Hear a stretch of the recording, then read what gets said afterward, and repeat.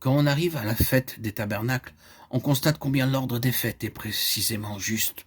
On remarque que pendant la période de la sainte convocation, les personnes sont invitées à laisser leur maison, à sortir pour couper des branchages et à se construire des cabanes pour y habiter durant toute la période de la fête. C'est un acte corporatif. Et si vous voulez examiner cette fête des tabernacles dans l'Ancien Testament, vous constaterez dans le livre de Néhémie qu'il y est fait référence au passé. Et dans le cas du reste d'Israël, quand cette fête des tabernacles a été rétablie, il y a un lien évident qui est fait entre ce rétablissement et la sortie d'Égypte. Lévitique 23, 42, 43. Il est dit que cette fête des tabernacles est censée perpétuer la mémoire de la sortie d'Israël de l'Égypte. Mais quand ils sont sortis d'Égypte, il n'y a pas eu de fête des tabernacles établie.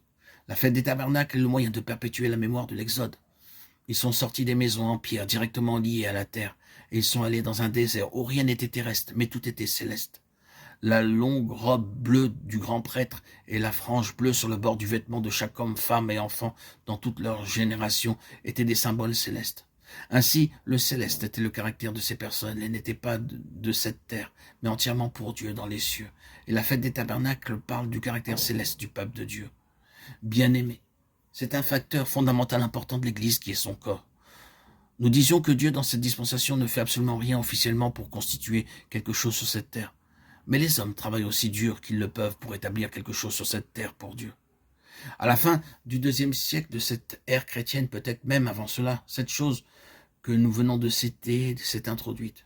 Et il y eut des moyens et des méthodes qui furent adoptés pour que l'Église soit quelque chose sur cette terre, pour l'organiser comme une force dans ce monde, pour la façonner de telle manière qu'elle attire et impressionne les hommes de ce monde, en sorte que le monde tienne compte d'elle et dise qu'elle est une grande puissance, quelque chose qui ne peut pas être ignoré. Cela s'est développé et a toujours été une violation absolue du principe de Dieu pour toute cette dispensation. Ce que Dieu fait, c'est construire une église céleste, un corps dans les cieux. Et l'église de Dieu n'est pas une chose visible, c'est une chose invisible. Un peuple caché, spirituel, inconnu du monde, car le monde ne l'a point connu. C'est fondamental pour notre unité. Dès que vous aurez tendance à installer quelque chose ici-bas sur cette terre, vous aurez des divisions. Quand les plus beaux mouvements de Dieu, de vrais mouvements venant du ciel, retombent entre les mains des hommes et deviennent quelque chose sur la terre, la division se fait jour. Et vous avez alors encore plus de sectes. La seule sécurité, c'est de délaisser la terre, c'est de reconnaître ce que Dieu est occupé de faire. Il y aura un témoignage ici-bas dans ce monde.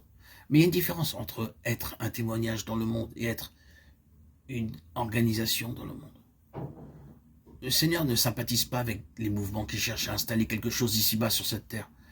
Il fera cela dans la prochaine dispensation, mais pas dans celle-ci. Si nous faisons des choses pour les établir ici sur la terre, même pour Dieu, le Seigneur nous en laissera bien vite la responsabilité. Il n'en prendra pas la responsabilité. Dans cet âge, il prendra la responsabilité de tout ce qui est selon sa propre pensée et qui est absolument céleste.